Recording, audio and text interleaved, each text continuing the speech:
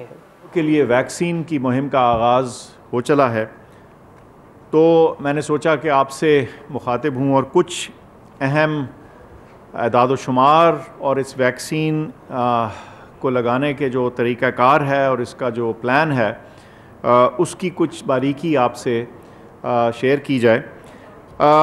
सबसे पहले तो ये कि आपको मालूम होगा कि इतवार की रात ये जो इस वैक्सीन की पहली खेप है वो पाकिस्तान पहुंच गई थी और ये हुकूमत चीन ने बतौर तोहफ़ा पाकिस्तान को दिया। इसमें 5 लाख डोजेज़ शामिल थीं और हैं।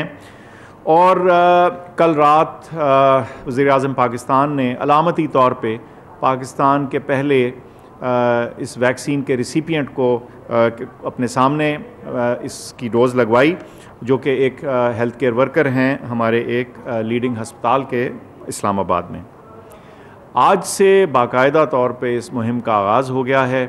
तमाम सूबों में और फेडरेटिंग यूनिट्स में वहाँ की लीडरशिप के सामने चीफ़ मिनिस्टर साहिबान, प्राइम मिनिस्टर AJK सबके साथ मिल के और यहाँ NCOC में साइमल्टेनियस बैक वक्त इसका आगाज़ हुआ और तमाम जगहों में, तमाम यूनिट्स में जो हमारे फ्रंटलाइन वर्कर्स हैं, हेल्थ केयर वर्कर्स हैं, उन्हीं को तरजीह दी गई और वहीं से इस काम का आगाज़ किया गया। साइनोफार्म के बारे में कुछ बताता चलूँ। ये एक बड़ी ट्रस्टेड और अच्छी वैक्सीन है। इसकी जो अफादियत है वो तकरीबन 79 से 86% के दरमियान बताई जाती है, 79 से 86%, जो एक बहुत अच्छी शरह है। ये चीन में भी ऑथराइज्ड है और इसके अलावा इजिप्ट और हंगरी में भी इसकी ऑथराइजेशन हो चुकी है। जब मुत्तहदा अरब इमारात में इसका रिसर्च ट्रायल हुआ तो वहाँ 86% इसकी प्रोटेक्शन बताई जाती थी। सो कहने का मकसद ये कि ये अच्छी, मुनासिब और मुफीद वैक्सीन है और इससे हमें अपने हेल्थ केयर वर्कर्स को और जो इसके रिसिपिएंट्स हैं जिनको लग रही है ये वैक्सीन, उनको कोरोना वायरस की बीमारी से बचाव में अहम ये कदम होगा और इससे प्रोटेक्शन मिलेगी। अच्छा, ये बहुत सारे लोग सवाल पूछते रहे हैं कि पाकिस्तान में आखिर हमारा टारगेट क्या है, हम कितनी वैक्सीन्स लगाना चाहते हैं और कितनी पॉपुलेशन को। हमारी अंदाज़न पॉपुलेशन पाकिस्तान की 220 मिलियन यानी 22 करोड़ लोग हैं, लेकिन याद कराता चलूँ कि इसमें से तकरीबन 100 मिलियन लोग जो हैं वो एलिजिबल हैं। इसका क्या मतलब है? बात यह है कि जो ये वैक्सीन्स हैं दुनिया भर में, ये तकरीबन सारी जो हैं वो 18 साल से ऊपर के उम्र के लोगों को लगाई जाती हैं। सो जब हम ये कैलकुलेशन करें तो तकरीबन हमारी जो पॉपुलेशन है, जो हमारे लोग हैं जिनको ये वैक्सीन लग सकती है तकनीकी एतबार से, टेक्निकली स्पीकिंग, मेडिकली स्पीकिंग, तो वो तकरीबन 100 मिलियन हैं यानी 10 करोड़। अच्छा, हमारी ख्वाहिश है कि इस साल के आखिर तक तकरीबन 2/3 या कह लें 70% जो हमारी एलिजिबल पॉपुलेशन है उस तक ये वैक्सीन पहुंच चुकी हो। अच्छा, जाहिर है जब आपने 70 मिलियन का अपने जहन में एक टारगेट रखा हो तो ये एक दिन में अचीव नहीं हो सकता। इसको हासिल करने के लिए एक बतदरीज अमल जो है उसको अपनाया जाएगा। जो पहला तरीन मरहला है वो आज जैसे शुरू हो गया। इसमें front line health care workers, ये कौन लोग हैं? ये वो लोग हैं जो कोरोना के इलाज और उसकी प्रिवेंशन के लिए बिल्कुल हरावल दस्ता है, सबसे आगे हैं। कोविड वार्ड्स में काम कर रहे हैं, कोरोना के मरीज़ों से इनका बराह रास्त ताल्लुक़ है। ये वो लोग हैं जो अपने आप को, अपनी सेहत को रिस्क पे डाल रहे हैं। तो सबसे पहले आगाज़ इनसे किया गया। ये तकरीबन 0.5 मिलियन यानी 5 लाख लोग हैं हमारे अंदाज़े के मुताबिक, और ये तमाम लोग जो हैं हमारे नेशनल डेटाबेस में रजिस्टर हो चुके हैं। दूसरा मरहला जो है उसमें हम 65 साल से ज़्यादा के जो हमारे शहरी हैं पाकिस्तानी, उनको ये वैक्सीन लगेगी। इनकी तादाद 9.5 मिलियन यानी तकरीबन 95 लाख लोग हैं। उसके बाद तीसरा मरहला आएगा जिसमें तमाम हेल्थ केयर वर्कर यानी कोरोना के फ्रंट लाइन के अलावा जो दीगर हेल्थ वर्कर्स हैं वो भी शामिल हैं। वो तकरीबन 6 लाख लोग हैं। और उसके अलावा जो 60 से 64 साल की उम्र या 60 से 65 के दरमियान के लोग हैं वो 6.3 मिलियन यानी 63 लाख लोग हैं। तो जब हम ये सारी हाई रिस्क पॉपुलेशन और फ्रंट लाइन वर्कर्स और हेल्थ वर्कर्स की तादाद को इकट्ठा देखें तो तकरीबन 17 मिलियन लोग ये बनते हैं। इसके बाद चौथी स्टेज पे जो बाकी पॉपुलेशन है जिसका मैंने जिक्र किया, वहाँ ये वैक्सीन पहुँचेगी। अच्छा, इसके बारे में लोग पूछते रहे हैं कि हमारे पास कितनी डोजेज़ कितनी वैक्सीन मौजूद है और वो किस तरह से आएगी और उसका क्या टाइमलाइन होगी, तो थोड़ा उसका भी जिक्र कर दूँ। जैसे मैंने बताया 5 लाख डोजेज़ तो आ चुकी, ये साइनोफार्म वैक्सीन की हैं। इसके अलावा एक ग्लोबल इनिशिएटिव है गावी और कोवैक्स कहलाता है। कोवैक्स में इकट्ठा करके लो मिडिल इनकम कंट्रीज़ के लिए वो एक मजमूई उसकी जैसे कहते हैं हसूली को बनाने के लिए ये एक तंजीम बनाई हुई है और इसके ज़रिए हमें जो वादा हो गया है वो 17 मिलियन डोजेज़ का है। वो पहले और दूसरे क्वार्टर में यानी पहली और दूसरी तिमाही में यूँ कह लीजिए कि 30 जून से पहले हमारे पास ये 17 मिलियन डोजेज़ जो हैं वो आ जाएंगी और इनका आगाज़ जो है, इनकी रसाई जो है वो इंशाल्लाह इस माह के आखिर तक शुरू हो जाएगी। अंदाज़ा ये बताया जाता है कि पहली तिमाही में यानी मार्च तक 7 मिलियन डोजेज़ तकरीबन, और इसके बाद 10 मिलियन डोजेज़ वो दूसरी तिमाही में आ जाएंगी।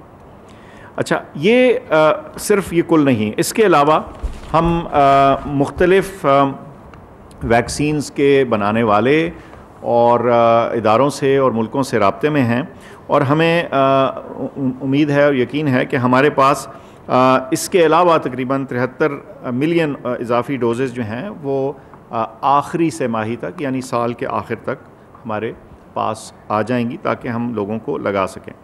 सो ये बात तो वाज़ेह हो जाती है कि हमारे पास आइंदा आने वाले महीनों में हमारी जो टारगेट पॉपुलेशन है जिसको हम वैक्सीनेट करना चाहते हैं उसके लिए मुनासिब डोजेज़ मौजूद होंगी या हमारी बायलैटरल परचेज़ यानी जब हम बराह रास्त ख़रीद करेंगे उसकी, या ये जो कोवैक्स की फैसिलिटी है इसके ज़रिए। मैं उन तमाम लोगों का, और मैं सबका नाम आज यहाँ नहीं ले सकता वक्त की खातिर, लेकिन ये सेपरेटली हम इनका शुक्रिया भी अदा करेंगे, लेकिन बहुत मुख्तलिफ़ अफराद इदारे शामिल थे इस हुसूली को मुमकिन बनाने के लिए। यह आसान काम नहीं है लेकिन इसमें बहुत तंदही मेहनत और जिसे कहते हैं एक्सेलेंस का शुमार शामिल है। अच्छा, अब वैक्सीन तो आ गई और इसका इस्तेमाल शुरू हो गया और आइंदा होता रहेगा और इसकी क्या मिकदार होगी कुछ तो मैंने आपको बता दिया, लेकिन ये कैसे होगा और इसको डिसिप्लिन के साथ और नज़्म व ज़ब्त के साथ हम कैसे आगे ले जाने के काबिल होंगे, इसके लिए हम तैयार हैं। जो वैक्सीन एडमिनिस्ट्रेशन और कोऑर्डिनेशन के सेल हैं वो तमाम लेवल्स पे, कौमी, सूबाई और नीचे तक डिस्ट्रिक्ट और हेल्थ फैसिलिटी लेवल्स तक मौजूद हैं। मुल्क भर में तकरीबन 578 एडल्ट वैक्सीन सेंटर बना चुके हैं और इस वक्त जो मौजूदा कैपेसिटी है वो तकरीबन 40,000 लोगों को रोज़ाना वैक्सीन लग सकती है और हमें उम्मीद है और हमारा ख़्याल है कि जैसे हम आगे चलेंगे इस कैपेसिटी में भी इजाफ़ा होगा। इन तमाम लोगों को जो वैक्सीनेटर्स हैं, हमारा स्टाफ है, उनकी ट्रेनिंग और तरबियत जो है वो मुकम्मल हो चुकी है और हम जिसको पायलट रन या टेस्ट रन करते हैं वो कर चुके हैं अपने सिस्टम को देखने के लिए कि ये मुनासिब तौर पे चलता है या नहीं। इसके अलावा एक सॉफ्टवेयर की पूरी तश्कील दी गई है जिसका निम्स हमने नाम रखा है। वो तमाम लोग जिनको वैक्सीन लग रही है उनकी रजिस्ट्रेशन और उनको ट्रैक करने के लिए, ताकि ये एदाद शुमार भी हमारे पास रहें और ये भी पता चलता रहे कि किसको कब अगली डोज़ वैक्सीन की लगनी है, क्योंकि इनमें से कुछ वैक्सीन अक्सर ऐसी हैं जिनको 2 डोजेज़ लगती हैं।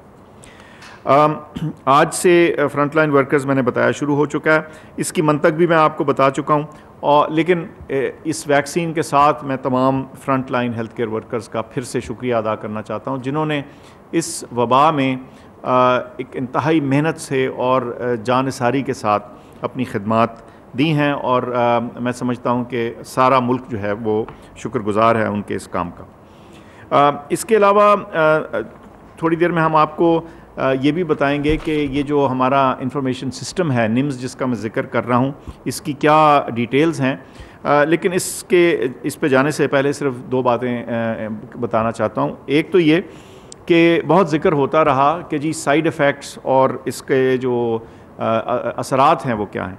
देखिए, ये वैक्सीन्स हज़ारों लोगों में ट्रायल्स में गई, यानी उनकी टेस्टिंग हुई, लाखों और करोड़ों लोगों को दुनिया भर में लग रही हैं और लग चुकी हैं, और ये सेफ़ और फ़ायदेमंद साबित हो चुकी हैं। इसलिए मैं समझता हूँ कि हमें बिल्कुल इस मामले में फ़िक्र नहीं करनी चाहिए। हमारे लिए इनफरादी तौर पे और मजमूई तौर पे ये बहुत ज़रूरी है कि हम इस वैक्सीन को लगवाएं। हाँ, ये ज़रूर है कि जब वैक्सीन लगती है तो कुछ बाजू में दर्द थोड़ा सा बुखार एक आध दिन के लिए, थोड़ी बहुत जिस्म में दर्द जो है वो एक नॉर्मल अमल है, बल्कि उससे ये भी पता चलता है कि वैक्सीन जो है वो अपना असर दिखा रही है और आपका बॉडी जो है वो उसका इम्यून सिस्टम जो है वो उसको रिकग्नाइज़ कर रहा है। मैं ये भी आपको बताता चलूँ कि जैसे ये वैक्सीन दस्तयाब होगी मैं तो ख़ुद भी लगवाऊँगा और अपने अजीज़ और अकारिब की जैसे जैसे उनकी असूल के मुताबिक, एक सिस्टम के मुताबिक बारी आएगी तो मैं समझता हूँ कि मैं बिल्कुल उनको भी लगवाऊँगा। मैं इस वक्त दावत दूँगा, मेरे साथी उस्मान ज़िया साहब बैठे हैं जो हमारी NCOC की IT टीम के एक बहुत कलीदी रुकन हैं। ये थोड़ा सा आपको बताएंगे कि ये जो वैक्सीन को एडमिनिस्टर करने के लिए सॉफ्टवेयर का सिस्टम बनाया गया है, इसके खदोखाल क्या हैं और इसको कैसे इस्तेमाल किया जाएगा। उस्मान साहब। थैंक यू डॉक्टर साहब। अच्छा, डॉक्टर साहब ने जिस तरह बयान किया कि national immunization management system NIMS जो है ये मिनिस्ट्री ऑफ हेल्थ, NCOC और नादरा की शराकत से तैयार किया गया है। सबसे पहले मरहलावार जो है हम फ्रंटलाइन हेल्थ केयर वर्कर से इस वैक्सीनेशन का प्रोसेस स्टार्ट करेंगे। फ्रंटलाइन हेल्थ केयर वर्कर की रजिस्ट्रेशन का अमल जो है वो गुज़श्ता 2 माह से जारी है, जिसमें तमाम प्रोविंशियल हेल्थ डिपार्टमेंट और नेशनल इंफॉर्मेशन टेक्नोलॉजी बोर्ड की ताउन से ये तमाम डेटा हम इकट्ठा कर रहे हैं। जिस तरह के फ्रंटलाइन हेल्थ केयर वर्कर की रजिस्ट्रेशन का अमल शुरू हो चुका है, तो मैं आपको स्टेप अगर एक गिनवाता जाऊं जिसके तहत तमाम फ्रंटलाइन हेल्थ केयर वर्कर तक इन्फॉर्मेशन पहुंचेगी और फिर कैसे उनको वैक्सीन लगाई जाएगी और ये डेटा हम कैसे कंपाइल करेंगे। कुछ देर में आप स्क्रीन पे देख सकेंगे वो तमाम स्टेप्स जिनके तहत ये वैक्सीन लगेगी। तो सबसे पहले तमाम फ्रंटलाइन हेल्थ केयर वर्कर जो इस मरहले में वैक्सीन लगवाने के अहल हैं वो 1166 पे अपना शिनाख्ती कार्ड नंबर भेजेंगे ताकि वो इस अमल में अपनी अहलियत जान सकें। इस अमर में जब उनकी अहलियत का पता लग जाएगा, हम कोशिश कर रहे हैं कि जितने रजिस्टर्ड हेल्थ केयर वर्कर हैं हमारे, उन सब को हम 1166 के थ्रू SMS सिस्टम से ऑटोमेटिकली भी भेज दें। ताहम अगर आपको SMS रिसीव नहीं होता और आप फ्रंटलाइन हेल्थ केयर वर्कर हैं तो आप ख़ुद भी 1166 पे शिनाख्ती कार्ड नंबर भेज के उसकी अहलियत जान सकते हैं। सेकेंड स्टेप में जो ही आपका नंबर निम्स को मौसूल होगा, शिनाख्ती कार्ड नंबर, तो आपको एक तस्दीकी SMS मौसूल होगा जिसमें आपका वैक्सीनेशन सेंटर और एक पिन कोड आपको, एक सीक्रेट कोड आपको कम्युनिकेट किया जाएगा बज़रिया SMS। साथ ही कुछ देर के बाद आपको एक और SMS रिसीव होगा जिसमें आपको दोबारा से आपका वैक्सीनेशन सेंटर, आपकी पिन और साथ ही आपको वो तारीख बताई जाएगी जिस पे आपने वैक्सीनेशन सेंटर का विजिट करना है ये वैक्सीन लगवाने के लिए। चौथे मरहले में जब आपको मिल चुका है, तारीख भी पता लग चुकी है कि किस वैक्सीनेशन सेंटर में जाना है, उस तारीख को आप उस वैक्सीनेशन सेंटर में तशरीफ़ लेके जाएंगे और जिस के दौरान आपके पास आपका असली शनाख्ती कार्ड होना चाहिए और वो पिन कोड आपके पास होना चाहिए जो कि आपको बज़रिया SMS मौसूल किया हुआ था। आप ये तमाम इंफॉर्मेशन जो है वो वहाँ पे तस्दीकी अमले को देंगे जो कि वैक्सीनेशन काउंटर पे मौजूद होगा। वो आपके शनाख्ती कार्ड नंबर और पिन कोड की तस्दीक करेंगे और कामयाबी के बाद आपको वैक्सीनेशन काउंटर पे भेज दिया जाएगा जहाँ पे आपको वैक्सीन लगाई जाएगी। वैक्सीन लगाने के बाद एक बहुत अहम और ज़रूरी मरहला है कि जब ये वैक्सीन आपको लगा दी जाएगी तो उसके बाद जो वैक्सीनेशन का अमला है वो निम्स के अंदर दोबारा से इसका इंदराज करेगा कि आपको इस तारीख को वैक्सीन लगा दी गई है। ये मरहला बहुत ज़रूरी है ताकि आपको पता लग सके कि अगर ये 2 शॉट वैक्सीन है, जिस तरह साइनोफार्म अभी आ रही है जो हेल्थ केयर वर्कर को लगेगी, इसकी 2 डोजेज़ हैं, तो आपकी पहली डोज का इंदराज हो गया है और दूसरी डोज का आपको बता दिया जाएगा कि आपकी नेक्स्ट डोज किस तारीख को होगी और उसके लिए आपने वैक्सीनेशन सेंटर में कब तशरीफ़ लेके आना है। वैक्सीन लगने के बाद आपको 30 मिनट तक एक निगहदाश्त में रखा जाएगा मॉनिटरिंग के लिए, ताकि अगर आपको कोई साइड इफ़ेक्ट हो रहा है, जिस तरह डॉक्टर फैसल ने जिक्र किया कि नॉर्मल बुखार या इस तरह की कोई अलामात हैं, तो वैक्सीनेशन जो अमला है वो आपको मॉनिटर करेगा, और अगर कोई साइड इफ़ेक्ट होता है तो वो भी हम नेशनल इम्यूनाइजेशन मैनेजमेंट सिस्टम में कैप्चर करेंगे ताकि आपका रिकॉर्ड हमारे पास महफूज रहे। ये तो वो तरीक़ाकार है जो कि इस वक्त हम front line health care worker के लिए लॉन्च कर रहे हैं। जिस तरह डॉक्टर फैसल ने जिक्र किया कि मरहलावार ये तमाम हेल्थ केयर वर्कर और फिर ये तमाम हमारी आवाम की तरफ भी यही सिस्टम लॉन्च किया जाएगा, जिसके बारे में वक्तन फ़वक्तन आपको मिनिस्ट्री ऑफ हेल्थ की और NCOC की जानिब से गाइडलाइन दी जाएंगी कि किस तारीख से हम बाकी तमाम हेल्थ केयर वर्कर और फिर किस तारीख से हम अगले फेज़ में जा रहे हैं बाकी तमाम आवाम के लिए। बहुत शुक्रिया।